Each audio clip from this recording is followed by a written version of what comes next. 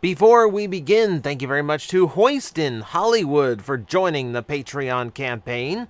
Thank you very much. Thank you, everyone, for the support. It means the world to me. Lets me keep doing this every day. Yeah, I really could not do that without you. Update for this video. So, my 3D printer, which I just got the better model, suffered what I could only describe as a catastrophic failure. So, I do have a link in the description to my eBay page where I've thrown a bunch of things on there. It's a lot of Revice toys, it's some Zenkaiger, a little bit of Transformer, and I am sorting through more Transformers to get those up and listed. So, yeah, hopefully you find something you've been after, and just keep poking your head in every now and then. I'll be posting things sporadically the more I dig through. But yeah, there is that. There is that going on. So, let's take a look at what's going on in the news today. Even though this is not a Monday, this is not a news roundup, but there is something kind of interesting going on over at Takara. This is a show. This is a Christmas toy fair that is going on in Japan right now, and as you can see, they have a ton of EarthSpark toys on display. And the big thing about this is that they are actually upgraded toys from the American release. Now, it's been a long time since Takara's actually done this, but it actually looks like they're going really hard on EarthSpark in Japan. They've hired back a lot of veteran voice actors, a few from G1, a few of the more recent ones as well. I think the actor for Beast Wars Megatron is back. Like, they've kind of got an all-star lineup of VAs going for this cartoon, so they're actually going to give it a really good push. That's actually kind of surprising. And that is bleeding into the toys, which do look considerably better than the American counterparts. For starters, packaging-wise, they don't do the no bubble thing that Hasbro has been doing. You will not have to worry about your toys being headless when you go get them at the store. I think the interesting thing is they're also packing them in vehicle mode, which is also something we have not seen them do on these figures in a long time. It's actually kind of cool to see again. And it's weird because, well, we'll get into that. We'll get into why this is weird. But keep this in mind. This is kind of a huge deal that we can see these characters on like special packaging again. That also extends to the larger toys. Here is the spin gimmick Optimus Prime, the spin change Optimus Prime, and again, brand new style of box. This one is more similar to the American version, but it has a bubble. It has a clear window. This is actually like an actual like Transformer figure, which is refreshing to see. It feels like it's been a while. So yeah, Takara just kind of, yeah, they've noped out of the whole like no plastic window thing when it comes to this toy line. But that is not all. Like we said, the toys are considerably better looking because they have had quite a few changes. So here is that particular Optimus Prime, and already, if you know the American one, you can already tell some of the differences. We're going to hop back and forth here and there. So, this is the American version of the Spin Change Optimus. And now, if we keep this one in mind, and I will pop back over to the Takara version, so we can see that the Ghost Autobot emblems have been added to his shoulders. He has blue windshields rather than black, which looks a lot nicer. Gray fists instead of black, that matches a little bit better. His red tones are a little bit darker, while the color on his face is a lot brighter. A little bit more detail on the knee, as well as fully painted thighs instead of just the front. That's a pretty extensive improvement over the American one, which, as we'll take one more look at, kind of feeling cheap now. Kind of feeling cheap now. So we're going to have to retread old ground here just so you can know how significant this is. We've kind of talked about it in the past. We're going to talk about it again. I'll try to give you a briefer rundown, though, because we need to do some speculating at the end of this video. So this is something we used to be used to out of Takara. If you got into Transformers more recently, then you weren't around at the time when Takara was just known for producing superior decos every single time.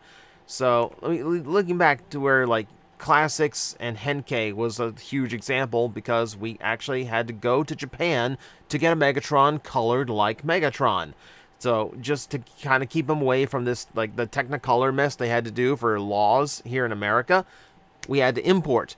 Now this is a really stark example, but it's not technically a proper example of how different they can be because, of course, this is something that America has to do for a legal reason. If it was not for that, yes, this would be a full gray and black Megatron all as usual. But this just kind of shows you the extensive changes that they kind of go through in order to actually make these toys better over there. You'll even notice a little bit of chrome on Megatron that does not exist on the American version. And they've had kind of a wide range of ways to do this. This was from the Henkei line where they just threw not only more cartoon accurate colors onto a toy and a lot more paint apps, but also just kind of threw chrome on it. This added chrome. We're never really sure why. In the animated line, they decided everyone needed to be metallic, which kind of went entirely against the whole, like, the toys are super cartoon accurate. So now we're not going to give them the matte colors that the American did. We're just going to make them metallic. And, you know, that's cool for some people. I know some people really liked how they looked. But sometimes they just look like, here's a whole accessory pack that's never coming out in America. Just because we can. So they would do ridiculous things like this as well. This extended far into other toy lines. It extended into their version of Titan's Return, which would come with minifigures, extra heads from the Titan Master run. But we mostly know Titan's Return is the final line where they really went all in. So Hasbro's is on the right, Takara's is on the left. You can see it is an absolutely enormous difference. So you could almost tell that like they knew that this would be the final chance that they would get to actually do something like this, because after this they kind of stopped doing that, and we'll talk about why in a bit. But this kind of treatment goes back quite a ways. Now if we want to go like really specific, this kind of deco change and improvement over the American version goes all the way back to Generation 1, when Takara released a version of G1 Convoy with blue windshields rather than the yellowish ones that are kind of default for the toy. That was a specialty release though, that wasn't the main one. Overall, the main figures on a lot of toys stayed relatively the same up until we got to the toys they used for Beast Wars 2. The Beast Wars run, there's a few examples. There's a few examples of ones that were different than the American and improved. Transmetal Megatron, for instance. But some of the earliest ones are things like Magnaboss. And you can tell here, Magnaboss was like a big deal in Japan. It was like a major part of the show. Here it was just like, oh hey, they did a Beast Wars combiner. But you can see the Takara version on the left, a lot more attention to detail in the paint, a lot more gold trim, and even some white trim in the thighs has been added on. Lots of little paint apps just to kind of give it like a deeper, more complex look. It's really, really nice. It's really, really nice. And this is the kind of stuff that we just got used to for a long time. And it kind of became this badge of honor amongst collectors, where if you were buying the Takara product, you were getting the version of the toy. You're getting the superior product. Now, we did a video where it shows that's not always the case, but, like 19 times out of 20, I think it was pretty much accurate. The Takara version always just looked way better than the American one. I mean, my favorite example is Vector Prime, where the Hasbro version muddled and blurred some of the details, dulled out his browns, and brightened up the whites, which made a lot of the details just get washed out.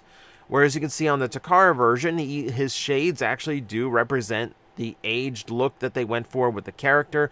He has this off-white kind of pearlescent plastic to most of him that brings out all these details of like ancient runes and gears. And they didn't do that weird like all blue satellite dish in the chest thing. Like even the cyber key is properly painted. Like that's actually not a cyber key you want to leave unpainted. It looks really bad in the American one. And this is the era, right? It's like this is the era because it felt like every toy, like in Beast Wars it was hit and miss, but when we got to Unicron Trilogy, it really was like it felt like every toy that came out of Takara was just better than the ones that came out of Hasbro. I mean, if you got I figured this one out. So if you got Armada, if you got Micron Legends Hotshot or Hot Rod, I guess, then what you got was a version of Hotshot with a little bit more muted yellow, so not nearly as like eye-glaring yellow. But you also got a light-up hand that made the Star Saber light up. Not well, but the intent was there. It was a deluxe with an electronic gimmick, and like I can't think of a deluxe since that had an electronic gimmick. But Hotshot in Japan had one. And that kind of continued. The Universe 2 Hotshot got 2 missile launchers that the American version didn't. You just had to go import if you wanted something better. And then that ended. It ended during Power of the Primes. Remember how I said it was special that EarthSpark got its own packaging style?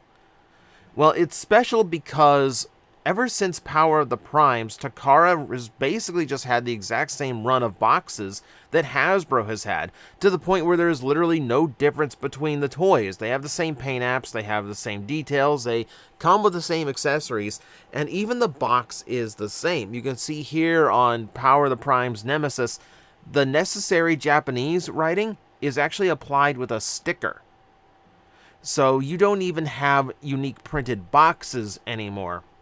And there's a whole slew of reasons why you do this. Takara Tomy cutting budgets and trying to produce Transformers cheaper, or just wanting to be able to take a portion of the factory run that Hasbro gets made for the international audience without actually having to like commission their own production run, their own boxes, their own packing material, their own deco, everything. This just would have been way cheaper and way more convenient for them to just take the same production line that Hasbro got. Oh, but they spun it. Oh, they spun something that was obviously done as a way to see, can we crunch the budget on these toys? It was spun as a positive because they were starting to talk about unifying the world brands. There was just something about The Last Night and Power of the Primes where they decided this is the point where we're just going to cut all of this off and start making our toys match the rest of the toys from around the world. And while there's some logic to that, that way everyone's playing with the same toy and there isn't these like weird variations floating around, it really did take away something special. It took away something that collectors kind of took pride in, that they had the best version of every toy because they paid the extra money to import. It was fun, and they kind of took it away, which is not fun. Now, they have, in recent years, started to kind of drift back the other way. So we do have the premium finish figures that do go all out with the deco and tries to make them a little bit more accurate to their source material, or at the very least just way more in depth with the detail. I'm hit or miss when it comes to these. Some of them I like, some of them I don't, but it is noteworthy that they ran kind of a mini toy line that was just, here's all of the stuff that we really wanted to paint that we couldn't paint the first time. So they were kind of going back in the same direction, and now we have an entire mini line again for the Kingdom and Legacy Beast Wars toys. Beast Wars, again, every time they drop a brand new listing, which we just got the final of the 7 2-packs, Air Razor and Inferno, and it's all looked fantastic. Like, they've done a lot. You can see, like, look at all of the intricate paint on Megatron's Beast Mode to try and get the texture of his animation model into that toy. And the robot mode is likewise done up exceptionally well. It's really cool. It's really impressive what they're kind of going back to. And the question is, why? So now is the point where we can kind of finish off this video by kind of speculating as to what is actually going on here, because this is not a light decision. Going to upgrade all the paint jobs on these toys and giving them their own unique packaging means that Takara is eating the budget it takes to have a completely separate run of these toys produced specifically for them, and to have an entire different set of packaging printed, or in some cases molded, specifically for their run. So what can we attribute to this? Well, for starters, we might be able to blame the sales for Cyberverse. We keep in mind that, like, Transformers in Japan is more of a collector's brand, where, we as collectors kind of see Generations as our, like, main line Transformers, but we have to remember it is a collector's line. The main line is the one that is focused on the cartoon that's out at the time. And that is, it was Cyberverse, and now it's EarthSpark. So this might be a case of Cyberverse just not performing very well in Japan, and really they feel like they need to bump it up in order to get this toy line to actually work well. I do remember a lot of Cyberverse toys being on clearance on the usual import sites that I went to. It was not uncommon to see them for, 20, 30, etc. % off, because I don't think it did terribly well, or at least it doesn't feel like it did well. I don't have numbers to back that up, but from what I could see as an outside observer, it definitely didn't go over great. And that did feel like they were kind of struggling to clear stock of this. And that's kind of true of even modern lines. So the thing to remember now is there really isn't any reason to import. So you've got a huge swath of collectors from all over the world who aren't really buying Takara product anymore, because the decos because the deco just has no reason for them to go the extra mile or pay the extra amount. So this is, you can see all these prices are a little bit cut, but you can see the MSRPs. Everything is a little bit more expensive than it is to actually get here in America. And then you have to consider the import costs. Import prices are stupid now. Like, absolutely stupid expensive.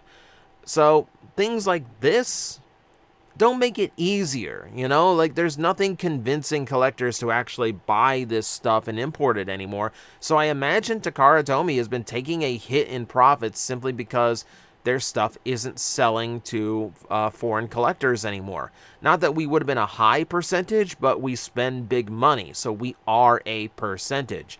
There's also Japanese culture to account for. Birth rates in Japan are considerably low, which means they have to cater to a lot more adult collectors, which is kind of a sub thing that they do here in America, but in Japan it is something of a matter of survival. So we may very well be seeing these improved decos on EarthSpark toys, specifically because they want them to look better for for adult collectors. Which might have been a problem in Cyberverse, because they still had to go the same simple decos that they made for Hasbro. So that's just speculation. It is great to see EarthSpark get this kind of improvement and glow up from their American release, but it feels like a survival tactic. If only, not only maybe for the Transformer brand in Japan, period, but maybe just for the sake of, like, the kid-oriented toy line that somehow has to sell to collectors who are a little bit more discerning over there. So we'll see if it works, and we'll have to see. I don't necessarily think this is going to be the start of a new trend. If it is, I don't think it's going to happen until after the 3rd year of Legacy. After that, whenever we get the next run of collector's toys from Takara and Hasbro, then I think we might see something. If this sells well, we might see the return to form for Takara. Maybe. We will have to see. But that's what's going on in the world of Transformers today. Thank you very much for watching. Do you think Takara is going back to the superior deco? Do you think we're going back to importing being the way for collectors? Let me know in the comments below, and I will see you next time. I'm like, I think you guys got this. I will back away, and I will see you all later. You've got this handled. Alafi's like, really? You're not gonna help me? Like, it's fine now. It's like these disgusting creatures breathing down my neck, and you're all just like, I believe in you. You got this. That All right, burn. you seem to have this. 5 minutes.